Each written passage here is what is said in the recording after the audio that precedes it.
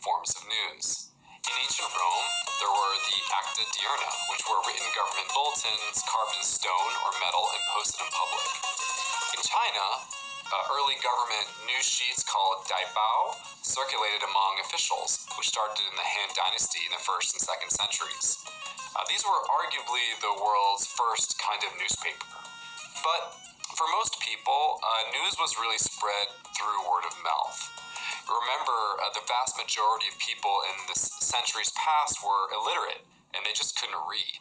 So, for example, groups of singing minstrels would travel from town to town, spreading the most recent news and gossip to locals. This would be, which king was marrying their daughter off to who was having an affair, and other kind of scandals of the elite, along with more factual stories about military battles, alliances, famines, stories about voyages and explorers, among much else. So in villages and towns of the ancient world, authorities would communicate with the public through kind of a town crier. These were people who would stand in the town or public square and yell out public announcements to the illiterate masses. We thought we were in heaven! When we left, my eyes were full of tears! The best times that you've ever had! Excuse me.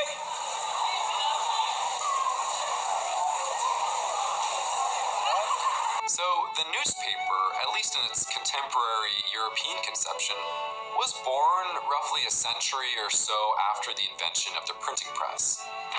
The very first printed newspaper is thought to have been created in the 17th century, in the year 1605, by Johann Carolus, a German-language periodical titled, honestly, there's really no way I can pronounce this, so I'll just put it on screen for you. So this title translates to, roughly, Account of All Distinguished and Commemorable Stories. So the title kind of says it all. Okay, but what exactly is a newspaper?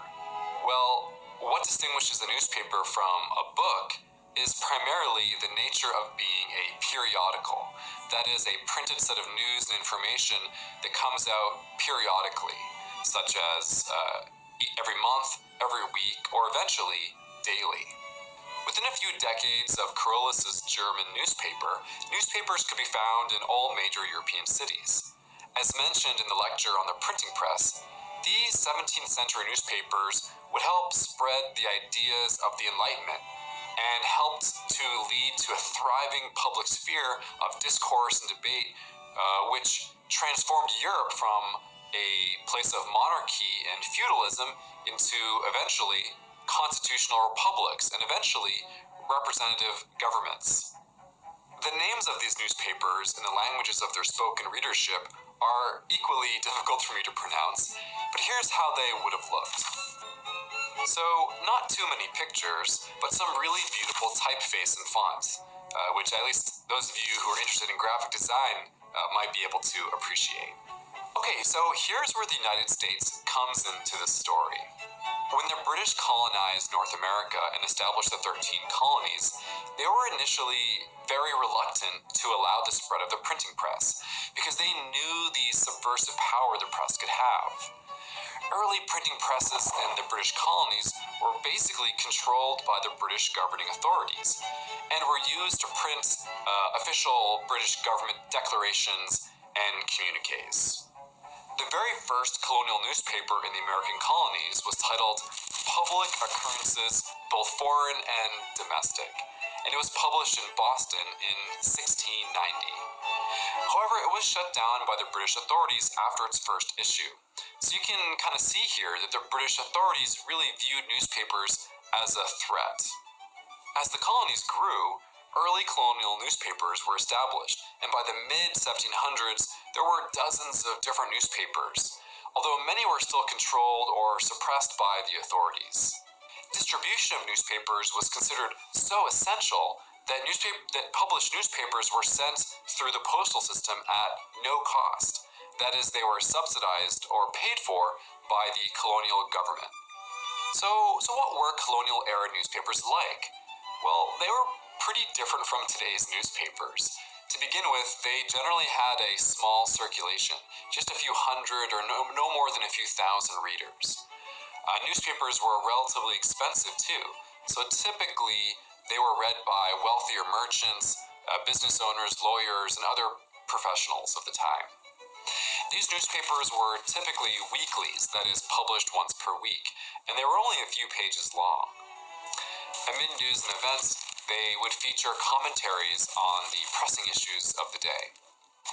This is an issue of the Boston Evening Post, dated January 9th, 1775, and what you have on page 1 here are essays that would have been laid out ahead of time because it's not recent news, and that reflects the way these newspapers would be printed. The page 1 and page 4 would be filled up almost all the time with advertisements and essays that could be laid out ahead of time, and then that page could be hung up to dry, and then it would be flipped over, put back in the press, and inside the paper would be the news stories, the recent events, the local news, and things like that they would get at the last minute and put in the newspaper at the last minute. Then they'd hang that up to dry and then fold it in half like it is here, and that's the paper that would be delivered to the subscribers.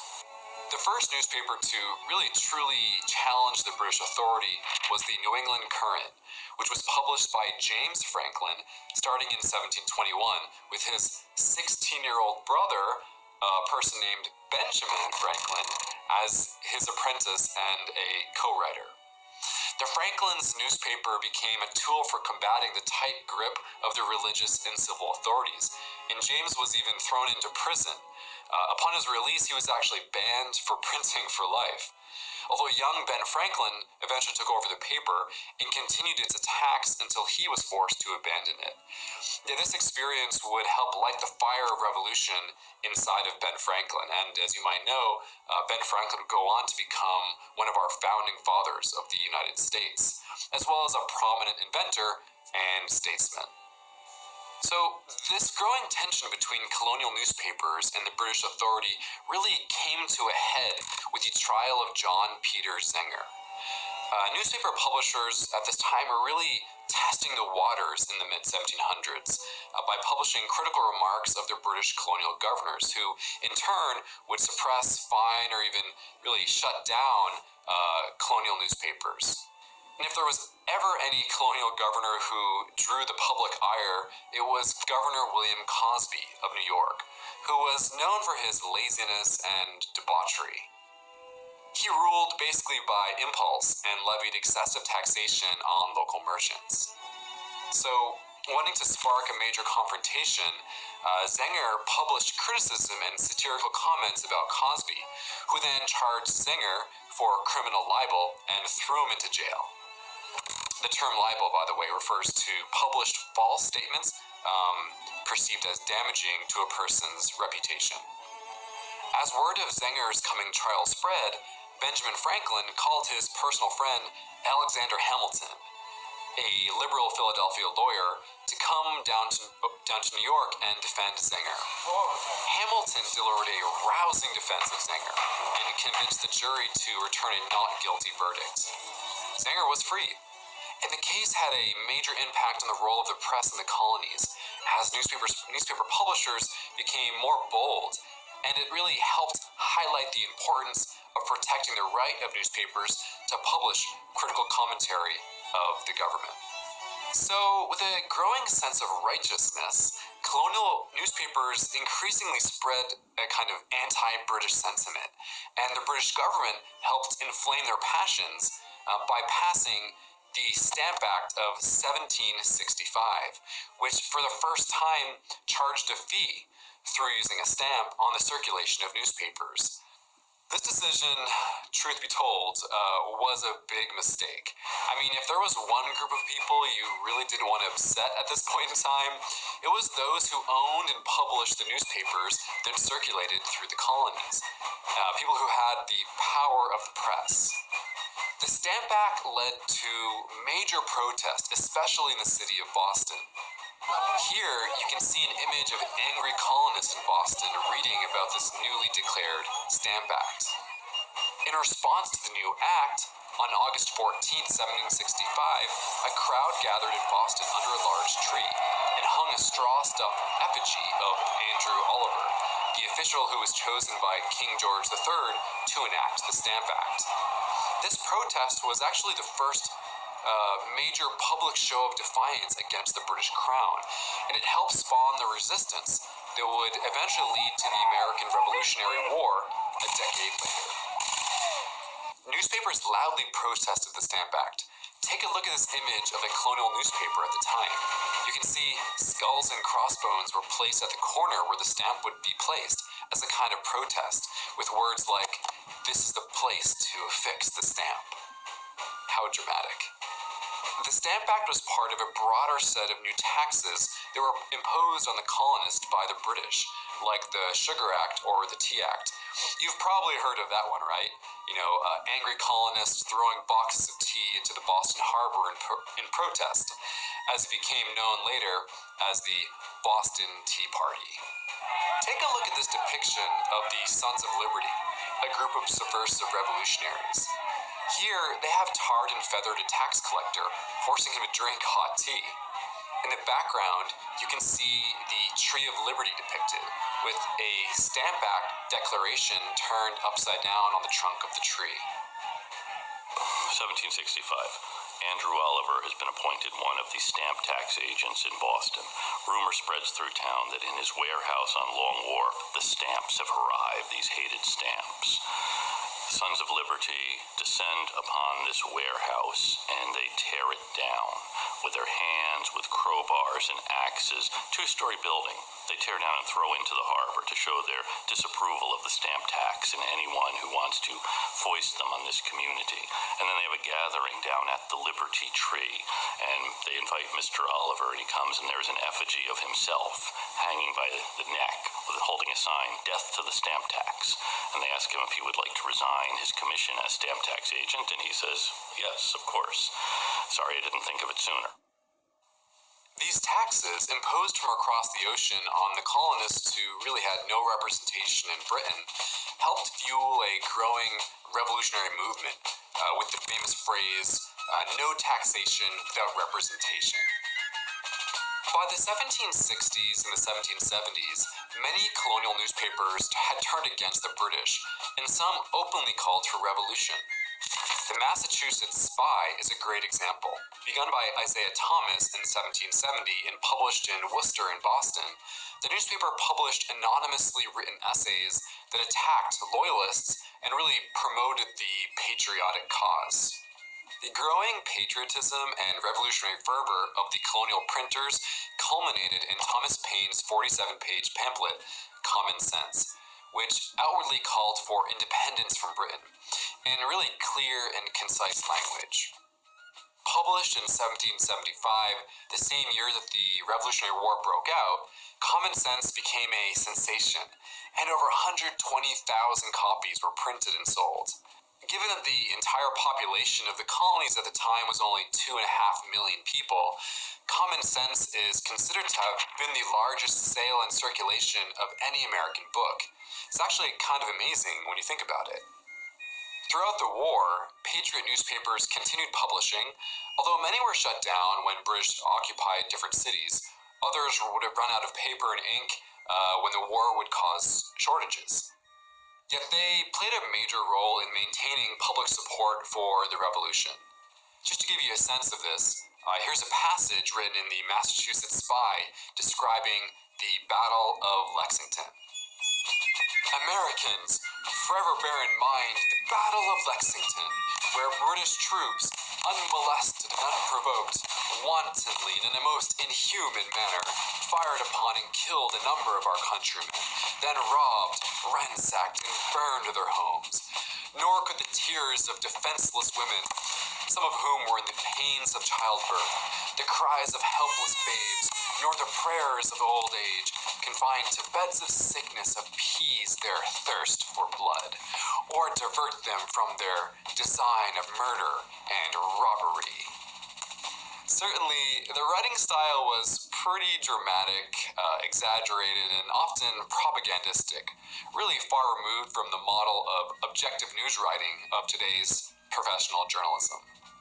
Bias developed over time as the printers increasingly took one side or the other in the arguments over the fights with Great Britain as they get upset over taxes.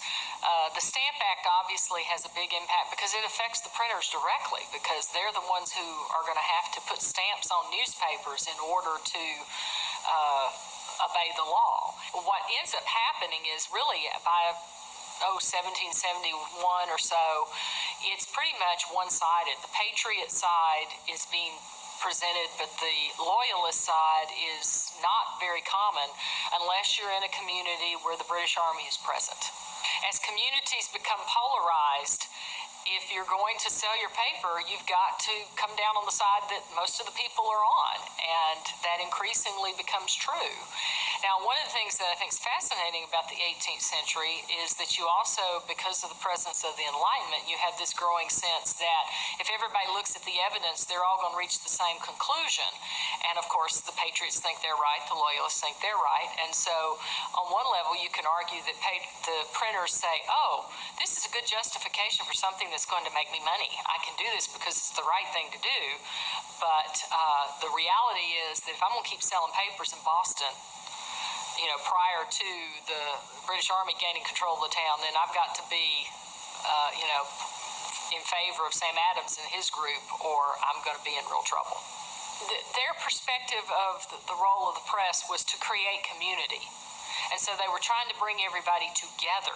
They didn't want to just, here's all the information, you decide for yourself.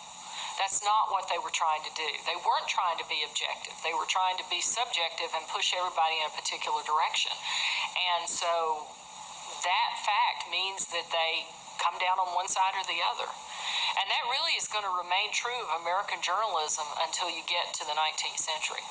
On September 3rd, 1783, with the signing of the Treaty of Paris, the war came to an end, and the United States took the first steps towards creating an independent nation.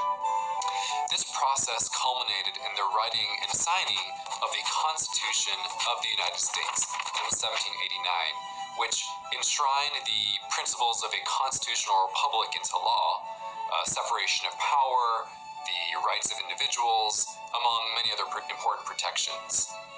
This new system of secular democratic governance based on inalienable rights was a major historical transformation, which is really part of the legacy of the Age of Enlightenment and the printing press, and also this public sphere that we talked about earlier. The importance and power of newspapers, which were often referred to collectively as the press, was enshrined in these founding documents. The founders wanted to avoid the suppression and censorship imposed by the British in the colonial era. So, the First Amendment to the U.S. Constitution explicitly protects the freedom of the press. It reads, Congress shall make no law respecting an establishment of religion or prohibiting the exercise thereof or abridging the freedom of speech, of the press, or the right of the people to peaceably assemble, and to petition the government for a redress of grievances. So, newspapers in early America, as well as in Europe, were by no means objective. They really a far cry from today's professional press. Instead, historians have dubbed newspapers at this time the partisan press. The word partisan refers to someone who is aligned with a political party, and the term press refers to newspapers. Newspapers of the time reflected the political, religious, and moral values of the publisher. These early decades of the United States were dominated by two competing political movements and parties: the Federalists, who supported a strong central government, and the Anti-Federalists, who favored stronger states' rights. So newspapers were generally either Federalist or Anti-Federalist. For example, here's a commentary written by Benjamin Bach of the Anti-Federalist Philadelphia Aurora, in which Bach attacks then outgoing President George Washington, who was a Federalist. Bach writes, quote, who is the source of all of the misfortunes of our country, is this day reduced to a level of his fellow citizens, and is no longer possessed of power to multiply evils upon the United States. Every heart is in unison with the freedom and happiness of the people, ought to beat high with exultation the name of Washington, from this day ceased to give a currency. As you can see, the language is overzealous and pretty extreme, calling Washington the source of all of our country's misfortunes, and declaring joy that Washington's evil will be gone as he leaves office. To such provocations, opposition newspapers would fire back. William Corbett, editor of the Federalist Porcupine's Gazette, attacked Bach directly in response, writing, "He spent several years in hunting offices under the federal government, and being constantly rejected, he at last became its most bitter foe. Hence his abuse of General Washington, whom, at the time he was soliciting a place, he panegyrized to the third heaven. He was born for a hireling, and he sought it in another. He is an ill-looking devil, and his eyes never get above your knees." Corbett is basically calling Bach a loser who is angry over not getting a government job, and lobbing insults at him. Insults at the time were rather colorful. The point is, newspapers were highly political, partisan, and were aligned with different political parties and factions at the time. This partisan press would be how American newspapers would function throughout the 1700s and well into the 1800s. Newspapers in Europe and elsewhere were also published in this style, the style of the partisan press. To finish up, I want to take a minute to look at this really interesting animation that shows the growth of newspapers across the US from the 1600s until today. So we can see here in the early 1700s, really the very first newspapers are emerging in the colonies. And they're popping up in Philadelphia and Boston, and then New York City, and eventually in probably Charleston, South Carolina. Not too many. And as we get to the mid and eventually into the late 1700s, we start to see the number of newspapers really basically double. And as we get into the American Revolutionary War period, we see this number continue to increase. And then after the war, we see the number of newspapers really start to expand as the country really starts taking off. The population's growing and it's expanding westward. And as you can see, as we get into the 1800s, as more and more people move into the middle of the country from the coast, from the former colonies, we really see the number of newspapers just exploding. Right now we're up to almost, we're already into 2,000 newspapers here. And so you can, I show this because this gives a really useful visualization of how essential and important newspapers were to the development of the country. Basically, wherever people settled and moved in the United States, newspapers would spring up. And newspapers really provided for the first really 2 centuries of our country. Newspapers really provided the basic backbone of information that people needed and used to know things about their daily life, to be informed citizens in a democracy, and they were just essential to civic life in America. And you can see by the 1900s, we're looking at nearly 15, 16,000 newspapers across the country.